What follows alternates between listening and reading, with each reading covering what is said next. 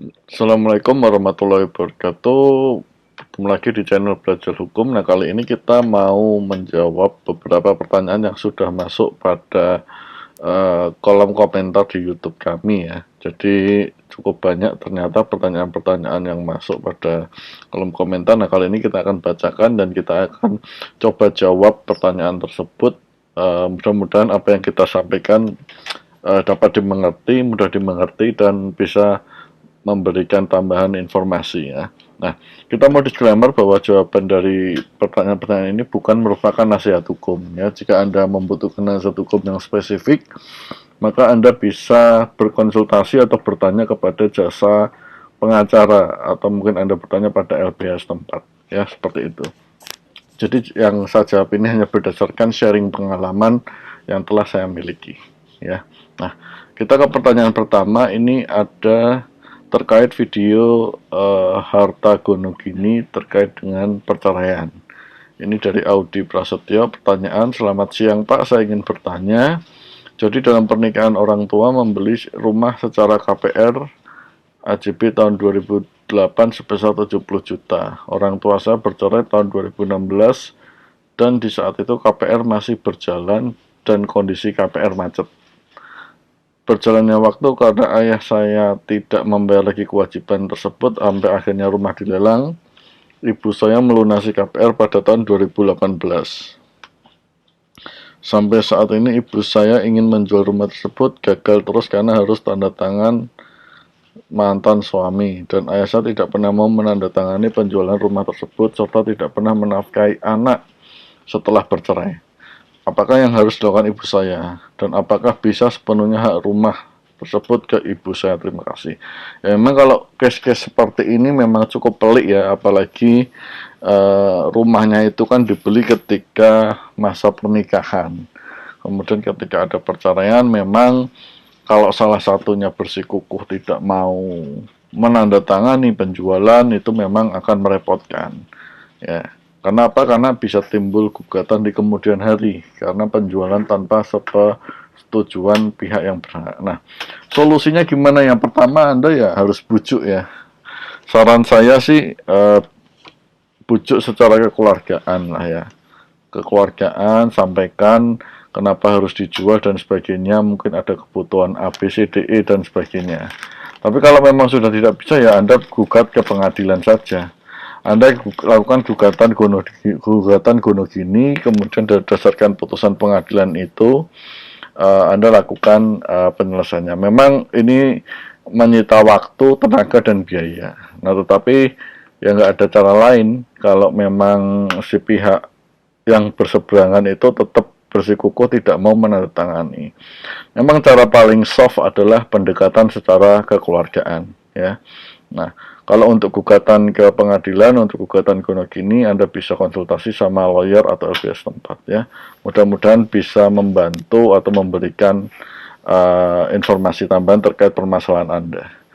Oke, kita lanjut ke selanjutnya. Ini pertanyaan lanjutan deh dari Bukan Detektif Channel.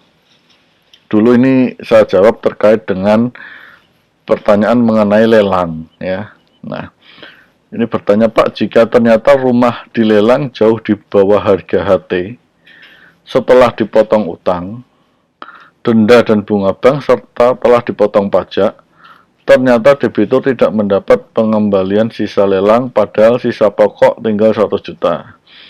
Upaya hukum gugatan PMH bisa tidak kita layangkan dengan materi gugatan tidak manusiawi. Oke. Ya. Jadi mungkin materinya jangan bilang tidak manusiawi ya. Yang pertama Anda harus punya satu ya bukti bahwa sisa kredit Anda berapa. Itu harus resmi dari bank yang memberikan kredit. Bukan hanya dikira-kira sisanya tinggal sekian. Yang kedua, Anda harus punya risalah lelang. Artinya, risalah lelang itu menunjukkan berapa aset yang dijual secara lelang itu laku. Kemudian biaya-biayanya berapa dan sebagainya, siapa yang membeli dan siapa yang menjual. Nah, kalau memang Anda sudah punya dua itu, Anda tanyakan dulu ya, jangan asal main gugat-gugat ya.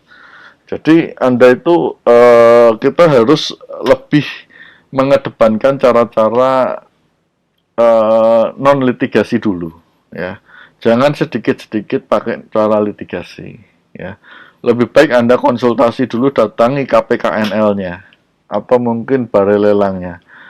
Ini rumahnya atau asetnya dijual berapa, ini ada risalah lelang seperti ini, kalau ada sisa-sisanya kemana, tanyakan, ya, seperti itu. Anda juga perlu datangi banknya, ya.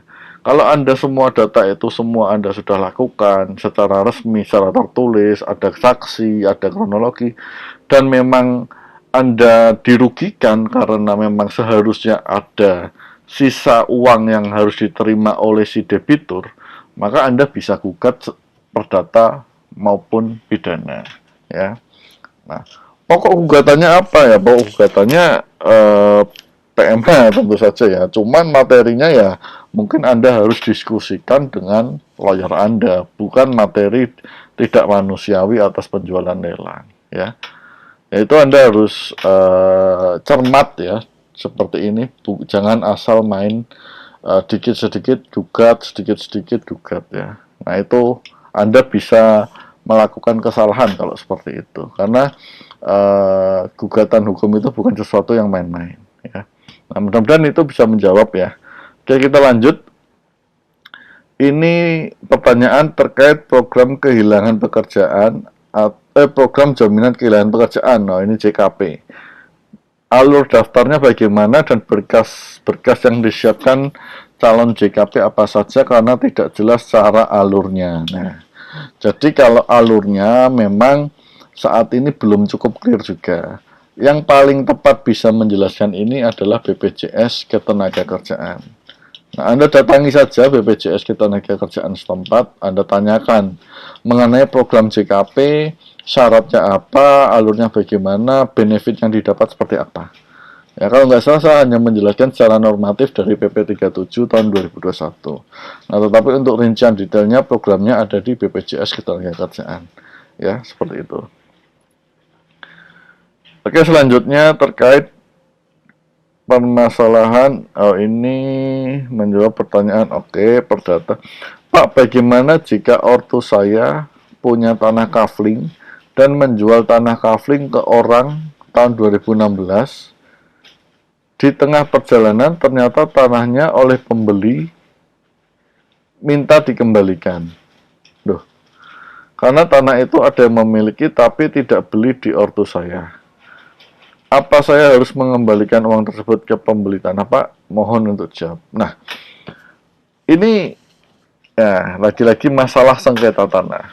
Jadi yang pertama, Anda harus pastikan dulu ya, surat-surat yang Anda jual atau sertifikat bukti kepemilikan kafling yang orang tua Anda jual, yang dijual ya oleh orang tua Anda, itu seperti apa dan kelengkapannya bagaimana, ya. Jangan hanya mudah langsung untuk mengembalikan uang, tapi Anda harus cek semuanya dulu. Kalau sertifikatnya itu jelas SHM, kemudian atas namanya jelas atas nama orang tua Anda, kemudian Anda jual belinya pun clear, memakai notaris dan PPATK, ada akta jual belinya, Anda punya salinan jual belinya, ya Anda jangan mau mengembalikan uang.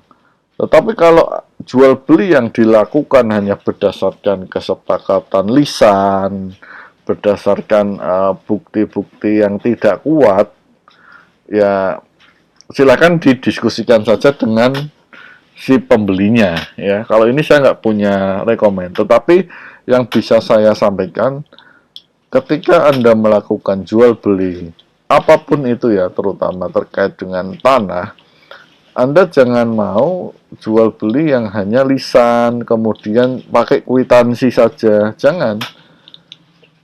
Pakai perjanjian jual beli. Katakanlah perjanjian jual beli itu kalau bisa notarial sekalian, karena uang yang ditransaksikan saya yakin tidak kecil ya. Nah, jangan hanya Anda sekedar percaya dengan orang seperti itu. ya. Nah itu ya, jadi saya nggak bisa mengomentari panjang karena Anda pun tidak menyampaikan dokumen-dokumen dan informasi yang jelas, hanya cerita kronologi, seperti itu. Nah, kita lanjut ya. Ini pertanyaan terkait selesai kontrak ya. Gimana kalau PKWT sudah berakhir, namun dimintai TTD dengan alasan nanti tidak bisa klaim BPJS? Nah, ini lagi-lagi pertanyaan yang tidak menyampaikan informasi yang lengkap ya. Nah ini dimintai tanda tangan tuh dimintai tanda tangan terkait apa? Nah ini kita nggak jelas. Kemudian alasan tidak bisa klaim BPJS. BPJS yang dimaksud BPJS kesehatan apa BPJS ketenagakerjaan? Nah ini kita asumsikan BPJS ketenagakerjaan. Nah saya nggak paham. Jangan-jangan ini tanda tangan terkait kontrak PKWT-nya. Bisa jadi Anda kerja tapi kontraknya baru ditandatangani setelah Anda selesai PKWT. Ini dugaan saya ya, cuman saya nggak tahu. Cuman kembali ya, ini saya nggak bisa jawab juga. Kenapa? Karena ya pertanyaannya tidak dilengkapi dengan informasi yang cukup gitu. Sehingga kita mau menjawab juga bingung ya. Dimintai tanda tangan apa gitu kan? Kita nggak tahu ya. Oke, kita skip aja. Ini terkait pendaftaran upah ke BPJS Tenagakerjaan tidak sesuai. Kalau kita laporkan upah tidak sesuai dengan BPJS, apa akan ketahuan? Ya, tepat atau lambat pasti ketahuan, ya. Entah itu dari pekerjanya yang klaim, atau nanti ada sidak atau pengawasan dari pejabat atau instansi ketenagakerjaan atau dari BPJS tempat, itu nanti akan ketahuan cepat atau lambat, seperti itu ya. Ini saya skip aja. Oke. Ini haram nggak beli barang lelang. Oh ya, terima kasih, silahkan ya. Oke, terus ini terkait beli rumah lelang tapi penghuni lama tidak mau pindah. Bagaimana jika dokumen lelang yang dimiliki pembeli hanya risalah lelang? Sedangkan surat-surat rumah masih ada di pemilik rumah. Loh, kok bisa? Nah, ini aneh. Ini aneh, ya. Bagaimana mungkin bisa dilakukan lelang kalau dokumen-dokumen sertifikat dan kepemilikannya ada di pemilik rumah? Ya nggak mungkin. Ini ya mungkin kejadian kasus seperti ini, tapi pasti ada sesuatu yang salah ketika prosedur lelang dilakukan. Atau mungkin informasi ini kurang lengkap sehingga kita nggak tahu cerita lengkapnya ya, seperti itu. Tapi secara normatif harusnya lelang itu ya dapat risalah lelang plus nanti dokumen-dokumen kepemilikan aset yang dilelang seperti itu ya. Oke, kita skip, lanjut. Ini terkait syarat pegawai mendapatkan THR. 1 kali upah, apakah gaji pokok saja atau dengan tunjangan tetap? Oke, jadi THR itu dihitung dari upah ya. Upah itu sesuatu yang tetap diterima setiap bulannya. Ya, kalau tunjangan Anda tetap setiap bulan dapat, ya itu termasuk dengan upah. Jadi gaji pokok plus tunjangan tetap, seperti itu ya. Oke, mudah-mudahan menjawab. Selanjutnya penetapan ahli waris. Assalamualaikum, waalaikumsalam. Mau tanya gimana kalau ahli waris yang lain tidak mau tanda tangan sebagai saksi? Terkait apa? Ini saya pertanyaannya selalu tidak informatif ya. Tidak mau tanda tangan sebagai saksi. Ya sudah, gitu mau gimana lagi kan? Apa yang harus saya komentari gitu? Oke ya, kita skip saja pertanyaan-pertanyaan seperti ini, mungkin tidak perlu kita jawab ya.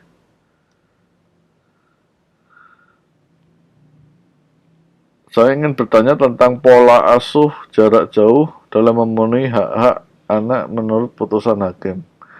Ini saya juga tidak punya pengetahuan untuk menjawab ini, saya skip saja. Oke, terus ini. Suami saya punya hutang bank, sudah 1 tahun macet, karena bangkrut dan sakit tidak bisa bekerja. Bank pun tidak pernah ke rumah lagi karena tahu keadaannya. Saya mau tanya, maaf, seandainya suami saya namanya Umur ya, gimana sih nih? Saya mau tanya, maaf, seandainya suami saya namanya Umur ya meninggal. Oh, seandainya meninggal itu gimana urusannya?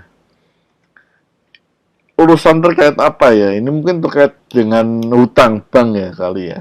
Ya, kalau nggak salah, kalau utang bank itu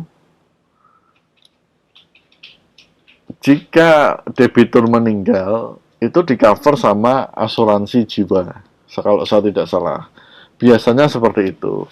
Cuman Anda harus cek lagi, apakah debitur yang macet itu pembayaran asuransi jiwanya itu full atau tidak, itu ya. Kalau full berarti utangnya dianggap lunas. Tetapi kalau tidak full, maka ada sebagian sisa hutang yang harus diselesaikan.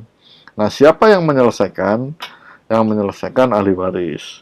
Apakah ahli waris wajib menyelesaikan? Tergantung apakah dia mau menerima hak waris atau tidak. Kalau dia tidak mau menerima hak waris, maka tidak bisa ditagihkan ke ahli waris.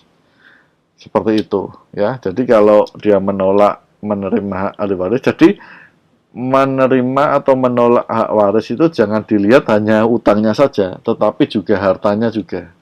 Jadi kalau Anda menolak hak waris, ya, Anda mungkin tidak akan ditagih hutang, tapi Anda juga tidak punya hak untuk mendapatkan aset dari yang meninggal, seperti itu.